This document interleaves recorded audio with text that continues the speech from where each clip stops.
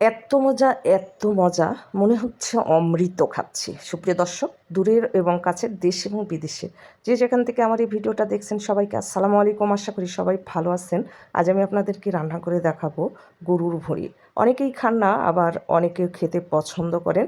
আর যারা একটু বেশি স্বাদে খেতে চান, তারা চাইলে আমার এই রেসিপিগুলো হুবহু হুবহু ফলো করে রান্না করে দেখতে পারেন। আশা করি ভিডিওটা আপনাদের ভালো লাগবে এবং উপকারে আসবে। আর ভিডিওটা ভালো লাগলে শুরু থেকে শেষ পর্যন্ত দেখে সুন্দর একটা গঠনমূলক কমেন্ট করার অনুরোধ রইল, সে সঙ্গে ভিডিওটা কন্টিনিউ করার অনুরোধ রইল। চলুন তাহলে কথা না বাড়িয়ে আমরা মূল রেসিপিতে চলে যাই। সুপ্রিয় দর্শক, ভুঁড়ি রান্না করার জন্য প্রথমেই আমি ভুঁড়িগুলোকে পরিষ্কার করে নিয়েছি। এরপর হালকা হলুদ লবণ দিয়ে সেদ্ধ করে নিয়েছি। তারপর পানি ঝরিয়ে ভুঁড়িগুলোকে ছোট ছোট পিস করে কেটে নিয়েছি। এরপর আবারও ধুয়ে একটা পাতিলে উঠিয়ে নিয়েছি। আর এর মধ্যে কিছু স্পাইসি অ্যাড করেছি: আদা বাটা, রসুন বাটা, ধনিয়া গুঁড়া, জিরা গুঁড়া, শুকনো মরিচের গুঁড়া, হলুদের গুঁড়া, লবণ পরিমাণ মতো, আর পেঁয়াজ কুচি দিয়েছি। গরম মশলা, তেজপাতা, দারচিনি, ছোটো এলাচ, বড় এলাচ, রান্নার রেগুলার তেল দিয়ে মেখে নিয়েছি। এখন আমি এই ভুঁড়িগুলো সেদ্ধ হওয়ার জন্য পানি অ্যাড করে দিয়েছি।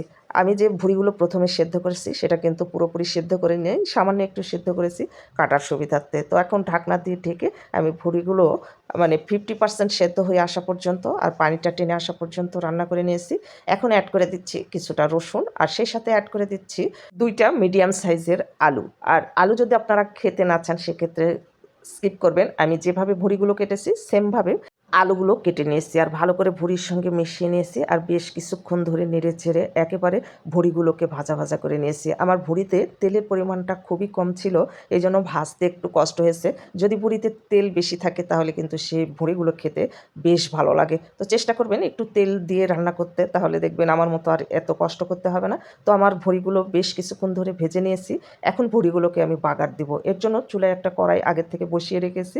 এর মধ্যে দিয়ে দিয়েছি রান্নার রেগুলার তেল, 1 চামচ আস্ত জিরা, দিয়ে দিচ্ছি 2-3টা শুকনা মরিচ, আর এটা প্রায় 40-50 সেকেন্ড ভেজে নিয়েছি। তারপর এর মধ্যে অ্যাড করে দিচ্ছি আবারও একটা রসুন কুচি, আর দিয়ে দিচ্ছি 1 মুঠো পরিমাণ পেঁয়াজ কুচি। পেঁয়াজের পরিমাণটা একটু বাড়িয়ে দিবেন, কারণ বেরেস্তার পরিমাণটা বেশি হলে খেতে বেশ ভালো লাগবে আর সুন্দর একটা সুঘ্রাণ পাবেন। তো নেড়ে চেড়ে পেঁয়াজটাকে আমি গোল্ডেন ব্রাউন কালার করে ভেজে নিয়েছি। এখন এই পর্যায়ে আমি অ্যাড করে দিচ্ছি যে ভুঁড়িগুলো আমি আগের থেকেই ভেজে রেখেছি সেই ভুঁড়িগুলো।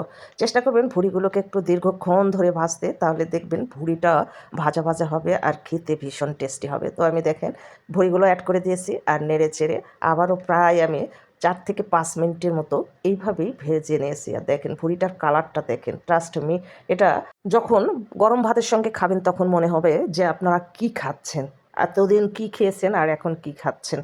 এতটা পরিমাণ টেস্টি হয় এই ভুঁড়িগুলো। একদিন হলেও আমার এই সেম রেসিপিটা হুবহু ফলো করে বাসায় ট্রাই করবেন, আর ট্রাই করে কমেন্টে জানাতে একদমই ভুলবেন না। আর দেখেন আমি সার্ভিং ডিশে সার্ভ করে নিচ্ছি, কতটা লোভনীয় হয়েছে। এইরকম মজার মজার আর নিত্য নতুন রেসিপিগুলো পেতে আমার চ্যানেল সাবস্ক্রাইব করে পাশে থাকা বেল আইকনটা ক্লিক করে রাখবেন, যেন নতুন কোনো ভিডিও ছাড়ার সঙ্গে সঙ্গে নোটিফিকেশান সবার আগে আপনার কাছে পৌঁছে যায়। আর যারা ফেসবুক থেকে দেখবেন প্লিজ ফেসবুক পেজটাকে ফলো দিবেন, লাইক কমেন্ট শেয়ার করে আমার পাশে থাকবেন। ভালো থাকবেন সবাই, দেখা হবে পরবর্তী ভিডিওতে। আল্লাহ হাফেজ।